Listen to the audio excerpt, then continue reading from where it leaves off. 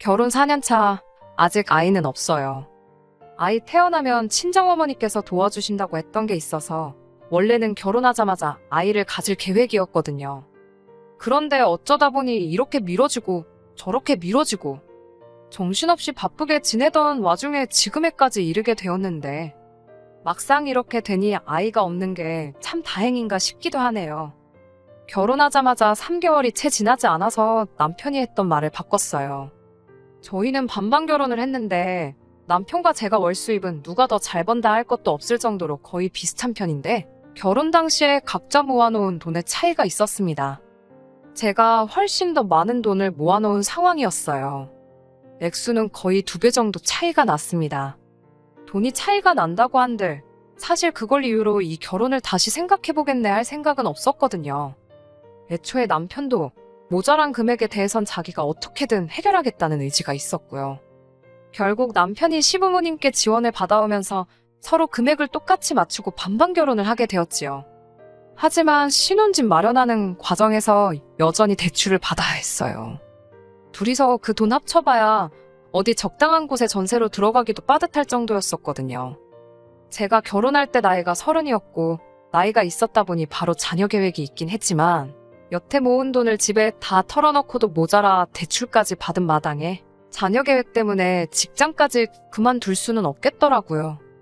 그런데 반대로 생각해보니 그 돈 때문에 아이를 포기할 수도 없었고요. 애 없이 사는 딩크족이 유행한다고 하지만 친정 부모님께서 손주 보고 싶어하는 기대가 많이 커 보이기도 하였고 무엇보다 제 스스로도 아이 없이 살았다가 나중에 후회는 하지 않을까 하는 걱정도 있었기에 당장 돈 들어갈 일이 있다고 미래까지 포기할 생각은 없었어요. 다행히도 친정어머니께서 그런 부분은 걱정하지 말라고 하시며 아이를 돌봐주신다고 나오셔서 아이가 태어나게 되면 맞벌이 생활을 유지할 수 있게 되었습니다. 시댁에서도 상견례 하던 당시에도 아이는 둘 정도 낳는 게 어떻겠냐 물어보실 정도로 앞으로 태어날 손주들에 대한 기대가 크셨어요.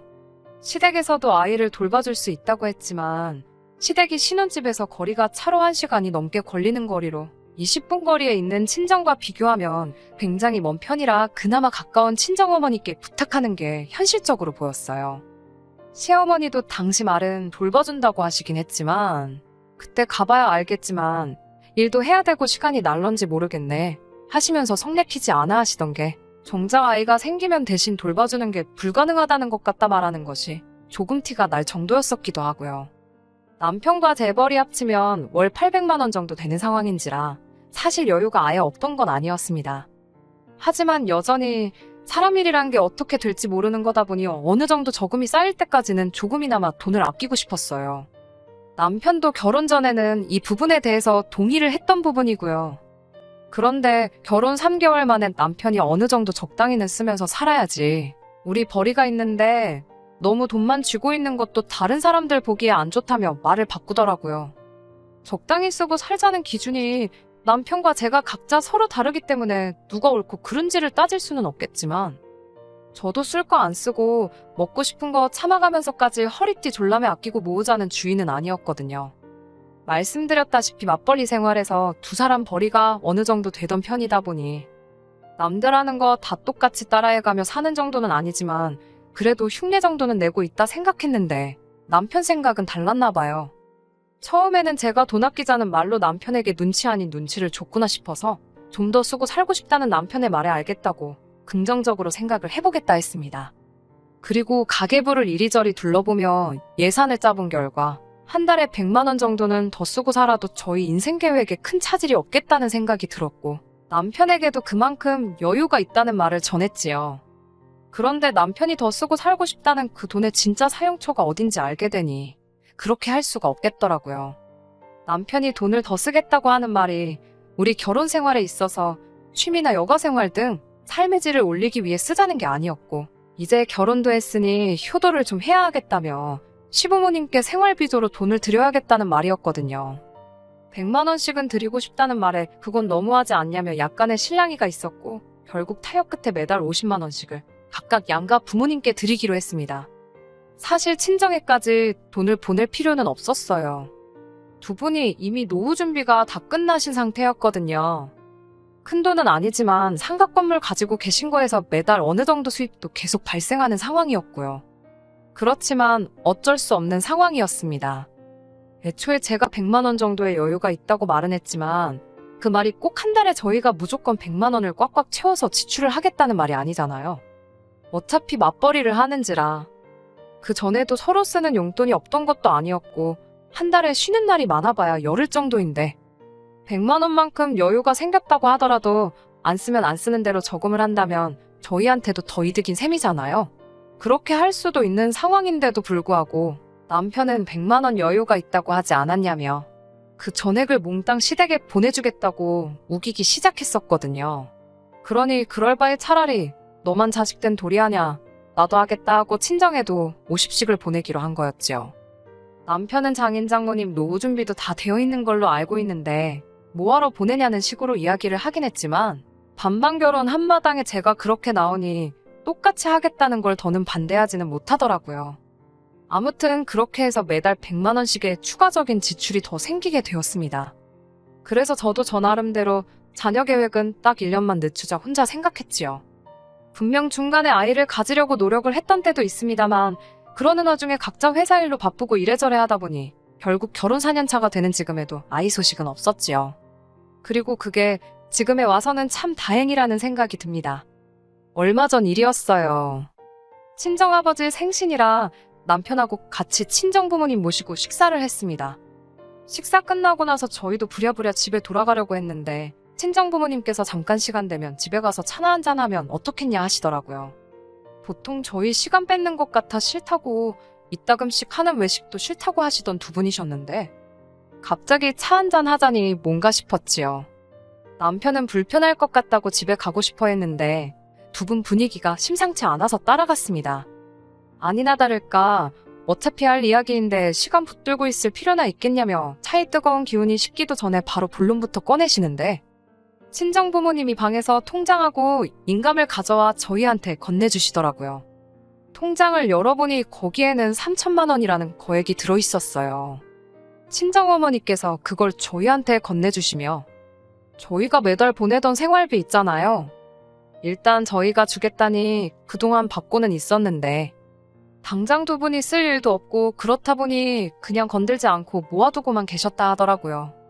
그렇게 돈이 쌓이고만 있다가 안 쓸 돈이긴 하지만 또 저렇게 묵혀둘 필요가 있나 싶어서 당신들 노후자금 같이 보태서 어디에 투자를 하셨다고 해요.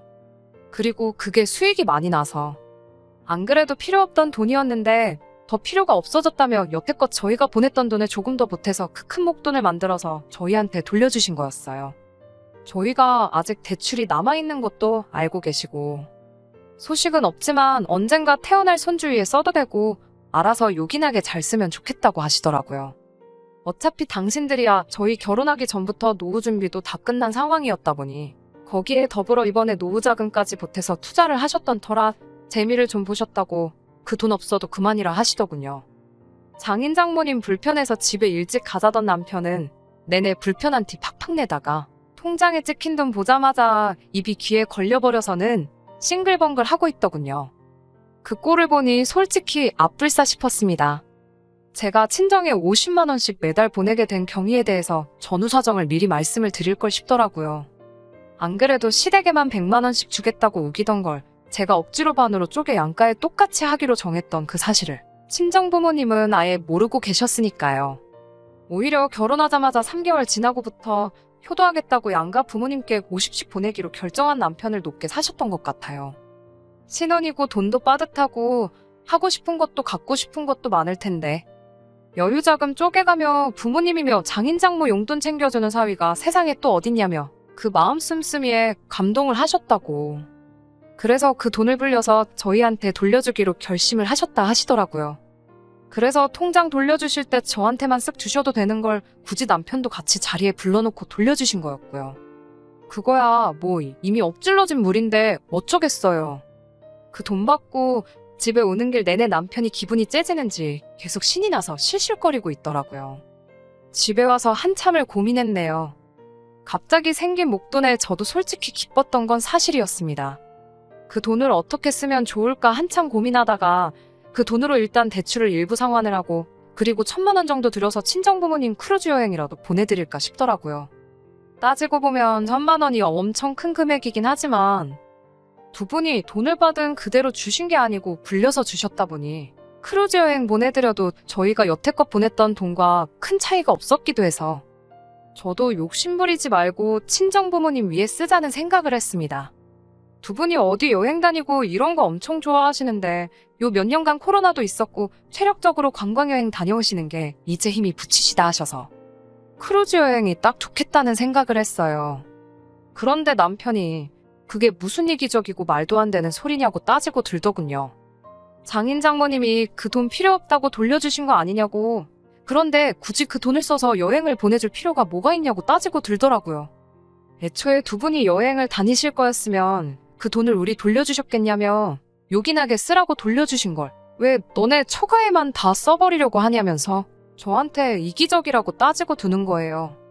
그러면서 한다는 소리가 그 돈을 시부모님한테 드리는 게 맞다고 우기기 시작하더군요.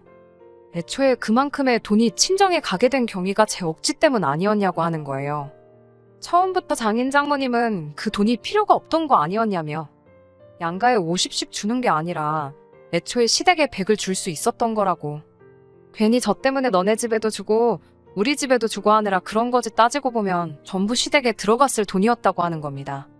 길 잃고 방황하던 돈, 원래 주인 찾아가는 거라고. 그러니까 저보고 억울해할 필요가 없다는 소리를 하는 겁니다. 그럴싸한 이유를 가져다 붙이고 있지만 애초에 말도 안 되는 소리였지요. 내가 설마 억울해서 그러겠냐고. 원래도 그 돈에서 땡전 한 푼 시댁에 쓸 생각 없었는데 당신 말을 들어보니 더더욱이 그렇게 할 이유가 없겠다고. 그놈의 거지근성, 도둑놈 신보 좀 그만 부리라고 딱 잘라 거절을 했습니다. 그랬더니 남편이 여태껏 숨겨왔던 본심을 저에게 전하더군요. 안 그래도 결혼 준비할 때부터 솔직히 좀 그랬다고 말을 꺼내더라고요. 애초에 우리 결혼 준비하던 당시부터 장인장모 노후 준비가 다 끝났던 상황 아니었느냐며 결혼 비용을 가지고 걸고 넘어지더라고요. 시가에서 우리 결혼할 때 큰돈 보태준 거 기억 안 나냐면서 솔직히 노후 준비 다 끝난 양반들이 우리 집에서 그 큰 돈을 보태줄 때 다시 결혼하는데도 돈 한 푼 안 보태주는 모습 보고 솔직히 실망 많이 했고 섭섭했다 하는 겁니다. 시부모님이 그 큰 돈 만든다고 친척들, 심지어 동생들한테도 아쉬운 소리 해가며 여기저기 끌어모아 만들어준 돈이었다고. 그리고 지금도 그 돈을 다 못 갚아서 동생인 이모와 삼촌들한테 싫은 소리 듣고 눈치 보고 장인 장모는 다 은퇴한 상황에 놀고 먹고 있는데 그에 반해 아직도 일하고 계신 자기 부모님을 보면 지 마음이 얼마나 찢어지는지는 알고나 있느냐며 큰 소리를 치더군요. 그리고 시어머니도 그때 친정부모님께서 수중에 돈이 있는데도 불구하고 한 푼도 안 해줬다는 사실을 알고는 내색은 안 했지만 실망을 많이 하셨다더군요. 그런데도 저한테 잔소리 싫은 소리 한 번 안 하고 시집살이 한 번 안 시킨 두 분이 무슨 위인의 성인이나 마찬가지라는 겁니다. 제가 고마워해야 마땅한 거 모르냐면서 지금이 딱 그동안의 은혜를 갚을 수 있는 기회라고 하는 거예요. 그리고 그게 저뿐만이 아니고 결혼할 때 돈 한 푼 안 해준 장인장모가 시댁에 그동안 잃었던 점수를 만회할 수 있는 유일한 기회나 마찬가지라고 하는 겁니다. 그 돈을 시부모님한테 주기만 하면 되는 쉬운 일인데 고민이나 할 게 있냐고 하는데 입에 모터라도 달아놓은 것 마냥 떠벌거려서 다 듣기는 했는데 어이가 없어서 말도 안 나오더라고요. 세상에 언제부터 친정이 시가에 잘 보이고 점수를 따야 하는 그런 곳이 된 건가요? 아니, 애초에 반반 결혼하자고 해놓고 자기가 모아놓은 돈이 제가 모은 돈에 비해 한참 모자라니 그 돈 맞춰오겠다고 다른 사람도 아니고 지 부모한테 손 벌린 걸 가지고 저렇게 생색을 내고 유세를 부릴 줄은 상상도 못했어요. 그리고 그 돈도 제가 받아오라고 한 것도 아니고 지가 괜히 찔리니 부모한테 손 벌려 마련해온 돈을 두고 말입니다. 결과적으로는 지랑 저랑 똑같은 돈 해오고 반반 결혼한 건데 그 과정에서 친정부모님이 돈을 한 푼도 안 해주시던 말던 똑같은 돈 들고 반반 결혼했다는 사실은 달라지는 게 없잖아요. 그걸 가지고 실망이니 뭐니 하는 꼬라지를 보니 어이가 없었습니다. 애초에 그 돈에서 커피 믹스 한 봉지도 시댁에 쓸 생각이 없었는데 우리 부모님이 너네 부모님한테 점수를 따야 하는 그까짓 게 이유라면 더더욱이 그렇게 할 이유가 없다고 꿍깨라고 했습니다. 자꾸 그렇게 나오면 이 상황을 친정부모님한테 낱낱이 전하고 이 돈도 그냥 다시 전부 돌려드려서 차라리 어디 진짜 도움의 손길이 필요한 사람들한테 기부를 하라고 하겠다 했습니다. 그랬더니 남편이 그걸 누구 맘대로 돌려주고 기부를 하고 왜 그런 중요한 걸 네 마음대로 정하냐면서 개거품을 물기 시작하더라고요. 반반 결혼 이야기 끄집어내면서 저보고 말 잘했다고. 반반 결혼했으니 그 돈을 똑같이 절반을 나누는 게 좋겠다고 태세를 전환하더라고요. 전부 다 시부모님한테 드리려니 그건 가망이 없는 것 같고 절반이라도 뜯어내서 그거라도 드려야겠다 정했나 봐요. 그러니까 그 반반이라는 게 애초에 양가에 똑같이 드린 돈이지 않냐고. 우리 수중에 다시 들어왔다고 해서 그 돈을 다시 나눠야 할 이유는 없는 거 알고 있지 않냐고. 제발 억지 좀 그만 부리라고 했어요. 애초에 제가 그 돈을 가지고 시댁을 차별하자고 그러는 게 아니라고. 우리 대출 갚으면 그만큼 이자도 줄어들고 원금도 줄어들고 우리한테 좋은 거 모르냐고. 대출로 나가는 부담이 적어지면 그만큼 나중에 충분히 부모님께 잘 해드릴 수 있는 거 아니겠냐. 돌려받은 돈으로는 대출 갚고 더 주신 만큼은 다시 돌려드리려는 거다 설명을 해줬습니다. 돈으로 돌려드리면 안 받으실 게 뻔하니 여행이라도 보내드리려는 건데 그만 억지 부리면 안 되겠냐고 제가 사정사정을 했어요. 남편은 끝까지 우겨댔고요. 자기 말이 앞뒤가 안 맞는 건 자기도 알고 있는 것 같은데 목소리 큰 놈이 이긴다고. 그냥 배 깔고 드러누워서 어깃장만 부리고 있더라고요. 그렇게 돈이 많으면 우리 고생 좀 덜하게 결혼할 때부터 돈 좀 해줬으면 어디가 덧나니 어쩌느냐 하는데 반반 결혼하기로 한 건데 친정에서 돈을 해줬으면 그만큼 시부모님이 모자란 돈 구해온다고 더 고생을 하지 않았겠느냐. 지금도 친척분들한테 빌린 돈 갚는데 허리가 휘신다 하지 않았느냐. 거기에 돈을 더 빌렸으면 감당이나 됐겠냐고 설명을 하는데 저도 점점 지치기 시작하더라고요. 애초에 내가 왜 이딴 걸 설명을 해줘야 하고 남편을 이해시키고 설득을 해야 하는지 싶었어요. 애초에 친정하고 시댁 차별하는 게 제가 아니라 처음부터 남편이었는데 말이에요. 그러는 와중에 남편이 먼저 말을 꺼내더군요. 너가 돈 가지고 이렇게 치사하게 구는 사람일 줄 알았으면 결혼도 안 했을 거라고요. 자식이 부모한테 효도하는 게 당연한 건데 그걸 못하게 하느냐며 이제부터는 그냥 서로 돈 관리도 각자 하자는 겁니다. 생활비 똑같이 주면 되는 거 아니냐고 자기가 버는 돈으로는 이제 자기 부모를 챙겨야겠다 폭탄 선언을 하더라고요. 지금 그 말이 무슨 뜻으로 하는 말인지나 알고나 있냐고 하니 내가 벌어온 내 돈 내가 쓰겠다는데 네가 뭔 상관이냐 하면서 큰 소리를 뻥뻥 치더라고요. 그리고 결혼한 지 벌써 4년이나 되었지만 이게 시작이면 시작이지 절대 끝은 아니구나 하는 생각이 마구마구 들기 시작했습니다. 이런 다툼을 하게 되더라도 앞으로 몇십 년은 더 하겠다는 생각을 하니 엄두도 나질 않고 남편한테 지금 당신이 한 말이 무슨 뜻인지는 아냐고 남편을 떠봤어요.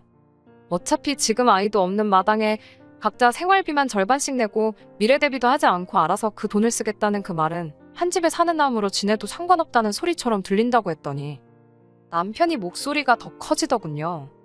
지금 이혼하자고 협박하는 거냐면서 누가 못할 줄 아냐며 어디 한번 그렇게 해보자는 겁니다. 같이 살기 싫다는데 제가 그런 남편 붙잡아서 뭐하나 싶더라고요. 그래서 알겠다고 그럼 이혼하자고 했어요. 어차피 반반 결혼했고 복잡하게 계산할 것도 없다고 정확히 절반 갈라서 내가 나가겠다 했습니다. 친정부모님이 돌려준 3천은 애초에 친정부모님 통장에 들어있는 상황이니 나눌 필요 없는 거 알고 있지? 하고 그건 계산하지 말라고 했어요. 목소리 드높이며 이혼 부르짖던 남편이 제가 너무 손쉽게 이혼하자고 대답하니 당황했나 보더라고요. 여태 큰 소리치던 기세는 어디 가고 말이 한마디도 없어지더니 쩔쩔매면서 자기가 홧김에 그렇게 말한 거라고. 이혼하자는 게 아니고 양가에 똑같이 효도하고 싶어서 그러는 거라 하더라고요. 저도 이혼을 결정하는데 감정적인 부분이 있어 남편이 제대로 사과만 해왔다면 받아줬을 텐데 또 거기서 양가에 똑같이 효도하려고 그랬다고 모든 걸 제 탓으로 돌리는 모습에 마음 돌리면 안 되겠다 싶어 굳게 다짐하게 되었습니다. 그리고 결국 이혼을 결정하게 되었네요. 어쩌다 보니 미뤄진 자녀 계획이 이렇게 다행이라고 느껴지긴 또 처음이었어요. 현재는 친정부모님 집에서 지내고 있습니다. 남편이랑 이혼이 완전히 정리되면 그 돈 가지고 곧바로 나가 독립할 생각이에요. 다른 건 몰라도 저한테 갈라줄 돈 절반 마련하려면 남편이 고생 좀 해야 할 겁니다. 요즘 같은 상황에 집이 바로 나갈 일도 만무하고 집값이 거의 오르지 않은 상황인데 집 주변으로 호재가 여러 개 생기기 시작해서 그 집 포기하기도 쉽지 않을 거예요. 혼자서 외벌이로 남은 대출 갚고 그러려면 그 사랑하는 부모님께 드리던 용돈도 이제 못 드리게 될 텐데. 효자가 효자노를 못하게 되었으니 얼마나 안타깝겠어요. 친정부모님께서는 당신들이 괜히 그 돈을 돌려주는 바람에 딸 자식이 이혼하게 되었다며 속상해하셨고, 혹자는 3천만 원 때문에 이혼을 했다 생각하실 분들도 계실 거예요. 하지만 저는 여전히 제 결정에 후회가 하나도 남지 않습니다. 애초에 처가가 시댁에 점수 따야 한다고 우기는 남편, 머릿속에 자기 부모님한테만 한 푼이라도 더 이득 보게 해주기 위해 혈안인 남보다도 못한 사람을 남편이라고 데리고 사는 것보다 차라리 평생 혼자 지내는 게 더 낫겠다는 생각이 드네요. 결혼 생활 4년이나 했는데 그 꼴을 앞으로 못해도 몇십 년은 더 보면서 사느니 그냥 이렇게 사는 게 저한테 더 나은 결정이라는 생각에는 변함이 없네요. 끝까지 들어주셔서 감사합니다. 오늘의 사연은 여기까지입니다. 구독과 좋아요, 알람 설정 부탁드리고 더 좋은 사연으로 다시 찾아뵙겠습니다. 감사합니다.